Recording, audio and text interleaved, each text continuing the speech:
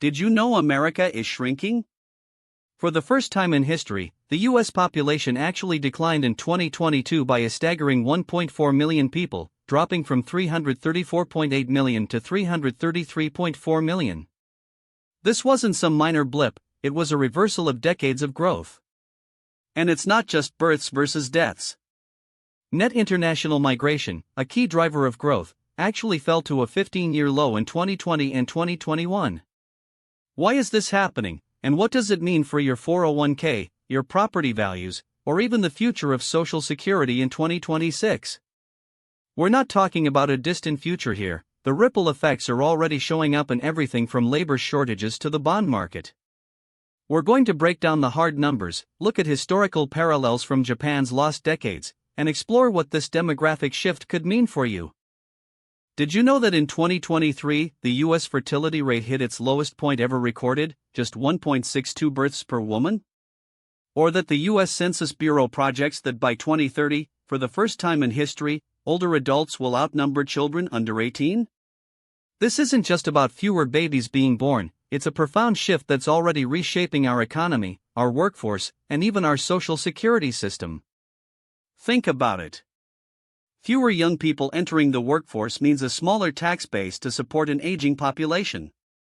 It means shifts in consumer demand, potentially altering everything from housing markets to the types of businesses that thrive. This isn't some distant future problem either.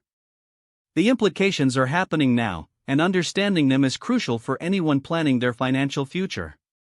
We're going to dig into what's driving this demographic change, starting with those plummeting birth rates and what they mean for the economy. Back in 1960, the average American woman had 3.6 children. Compare that to today's 1.62, and you see a monumental shift. Economists like Janet Yellen have pointed out that a shrinking workforce can constrain economic growth, as there are fewer productive individuals to drive innovation and output. The lesson here is that demographic trends aren't just statistics, they are fundamental forces that ripple through every aspect of our financial lives. For someone building a long-term financial plan, understanding these shifts allows for more informed decisions.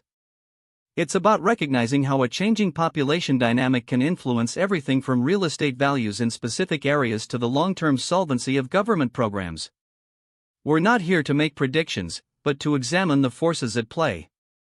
Later, we'll look at the impact on government spending and the workforce, using historical examples like Japan's demographic challenges from the 1990s onward, which offers some stark parallels to what the U.S. is starting to experience.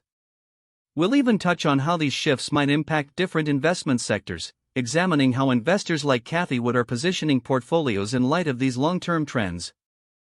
This brings us to a critical measure: the total fertility rate, or TFR. This measures the average number of children a woman will have in her lifetime. Back in the 1960s, at the peak of the baby boom, America's TFR was a robust 3.7 births per woman. Think about that for a second, nearly 4 children per woman. Fast forward to today, and that number has plummeted to an alarming low of just 1.6. To put this in perspective, a TFR of 2.1 is considered the replacement level. That's the rate needed for a population to naturally sustain itself over time, without immigration. We dipped below the 2.0 mark back in 1971, briefly recovered during the baby boom echo of the 1980s and 90s, but then faced a sharp and unrecovered decline after the 2008 Great Financial Crisis. It's a trend that's only accelerated. The lesson here is simple. A falling TFR directly translates to slowing overall population growth. Even when the total population was still expanding, the birth rate's decline was a primary driver in pushing that growth trend towards near zero. This isn't just about small shifts. The speed of this decline means the U.S. now sits alongside countries like Japan and Italy, nations that have grappled with demographic decline for decades. Consider the implications. Without a significant reversal in this trend, the number of young people entering the workforce will steadily decrease. We're looking at an inverted age pyramid, where fewer young workers support a growing population of retirees. This shift has massive implications for our economy and social structures. But beyond babies, there are two other critical pillars of population change. This TFR of 1.6 isn't just a number, it's the most significant driver behind America's shrinking population. To really understand what's happening, we need to break down population change into its three core components: births, deaths, and immigration. Think of our country's population like a bucket. Births are the water filling it up, deaths are the water draining out, and immigration is another faucet, trying to keep the bucket full. Right now, that birth faucet is barely trickling. With a TFR of 1.6, we're well below the replacement rate of 2.1, the number of births needed just to keep the population stable, not accounting for any immigration. This means we simply aren't producing enough new citizens to replace the existing ones. Consider a cohort of 100 women today. With a TFR of 1.6, they will collectively have only 160 children, which won't even replace the 100 mothers and 100 fathers who produced them. Then there's the death rate. While it might sound alarming, the rising death rate isn't due to some health crisis. It's primarily a natural consequence of our aging population. The massive baby boomer generation, born between 1946 and 1964, is now reaching its golden years. As this large demographic cohort ages, the number of deaths naturally increases. It's like having a big wave move through the population. As it hits the later stages of life, the natural rate of decline for that wave goes up. Finally, immigration has historically been a crucial buffer, accounting for a substantial portion of U.S. population growth. For decades, immigration was the strong faucet, often offsetting dips in birth rates. Back in 2016, for instance, net international migration added over 1 million people to the U.S. population.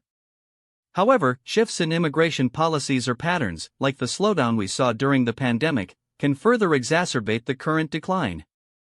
If that immigration faucet isn't running strong, and our birth faucet is just a drip, the bucket starts emptying much faster. The lesson here is that our population decline isn't a simple issue, it's a complex interplay of fewer babies, more deaths from an aging populace, and a fluctuating role for immigration. So, why are women in America having fewer children? What's behind this fertility freefall beyond the numbers? Now, what's really driving this dramatic drop in births? It's a complex tapestry woven from lifestyle changes, economic realities, and evolving personal choices. One of the biggest shifts we've seen is women simply delaying childbearing. In 1970, the average age for a first-time mother was around 21. Today, that's pushed up to nearly 27, and in major metro areas like New York City, it's closer to 30. When women start families later, it naturally compresses the window for having children, often leading to fewer overall.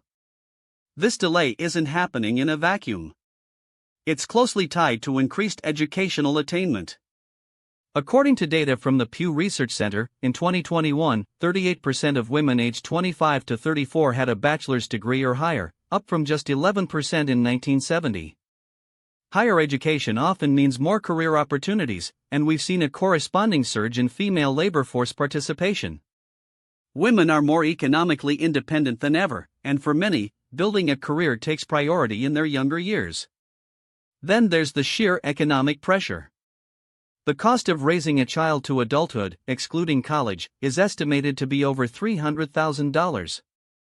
Add in sky-high childcare expenses, often exceeding mortgage payments in many states, and student loan debt averaging over $37,000 for college graduates, and it's easy to see why prospective parents feel overwhelmed. For example, a young couple I know in Austin recently decided to put off having a second child indefinitely, citing the $1,800 monthly daycare bill for their first as the primary reason. This isn't just about personal finances, it's a reflection of broader societal shifts, including wider access to effective contraception, giving women unprecedented control over their reproductive timing. These interwoven trends represent a fundamental reshaping of what it means to build a life and a family in America today. The lesson here is that fertility isn't just a biological output, it's deeply influenced by socioeconomic factors, individual agency, and cultural priorities. And this slowdown in population growth has some serious implications for the economy, particularly concerning labor, innovation, and, yes, social security. Now, let's talk about the economic ripple effects of this demographic shift, because they are profound. The most immediate impact is on our labor force. With fewer young people entering the workforce and the tail end of the baby boomer generation, those born between 1946 and 1964, now retiring at a rate of about 10,000 people per day, we're staring down an impending labor shortage. Think about what this means for someone looking to enter skilled trades or even healthcare. Industries reliant on continuous growth and a steady supply of new workers, from tech to elder care, are already feeling this pinch. This demographic squeeze also puts immense pressure on critical social safety nets like Social Security and Medicare. These systems rely on a robust ratio of working-age people contributing through payroll taxes to support retirees. In 1960, there were roughly 5.1 workers for every Social Security beneficiary. Today, that number has dropped to about 2.8 workers per beneficiary, and projections from the Social Security Administration show it could fall to 2.3 by 2035. This shrinking base of contributors supporting an expanding pool of beneficiaries creates a significant funding challenge. We've heard Treasury Secretary Janet Yellen and even Fed Chair Jerome Powell speak about the long-term fiscal challenges this presents. Beyond just the numbers, there's the potential for reduced economic dynamism. An older, smaller population might be less entrepreneurial. Consumer spending patterns also shift. We might see less demand for new housing starts or schools, and more demand for assisted living facilities and specialized healthcare. Imagine a town like Youngstown, Ohio, which has seen its population shrink by over 60% since its peak. The decline in demand for services, the empty storefronts, the strain on local infrastructure, these are real consequences of demographic decline.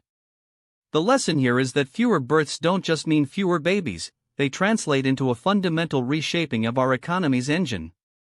This brings us to a crucial question. If this is our new reality, what does the path ahead look like? What does all this mean for the path ahead? Navigating America's new demographic reality will require some serious thinking about policy and societal shifts. For instance, robust family support programs and improved childcare access could certainly help. Think about countries like France, which has a TFR closer to 1.8, partially thanks to heavily subsidized childcare and generous parental leave policies. The average cost of infant care in the U.S. in 2023 was over $1,200 per month, a burden that impacts many families' choices. If we see a shift in that, it could influence decisions around starting a family. Then there's immigration. Historically, it's been a significant population buffer for the U.S. In fact, between 2010 and 2020, immigration accounted for nearly one-third of U.S. population growth. During the 1990s, when the native-born fertility rate was declining, immigration helped maintain labor force growth. Looking at 2022, net international migration added over 1 million people to the U.S. population. Changes in immigration policy could inject youth and dynamism into the workforce, helping to offset the declining birth rate and retiring boomers. Beyond policy, we'll need to adapt. This includes reimagining retirement ages, promoting automation, and investing in lifelong learning. Consider an individual who is 65 today. Their life expectancy is significantly higher than someone aged 65 in 1950. With people living longer and healthier lives, the idea of a fixed retirement age, say 65, might become less relevant. Promoting automation, especially in physically demanding or repetitive tasks, can also maintain productivity even with a smaller working-age population. For instance, Amazon's deployment of over 750,000 robots by 2023 shows one path to maintaining output. The lesson here is that our definition of productive years might need to expand, supported by continuous skill development. 33. The lesson here isn't just about a declining birth rate, it's a wake-up call to adapt. America isn't just shrinking, it's evolving, forcing us to re-evaluate what a thriving society looks like in the 21st century. This demographic shift pushes us to innovate our economic models, strengthen our social safety nets, and perhaps most importantly, reimagine what it means to support families in a modern world. It's an opportunity to build a more resilient and equitable future, not just brace for an inevitable decline. What are your thoughts on how a changing demographic might impact your retirement planning, especially given the pressures on Social Security? Have you adjusted your savings or investment strategies based on these long-term trends? Share your experiences in the comments below, I read every single one.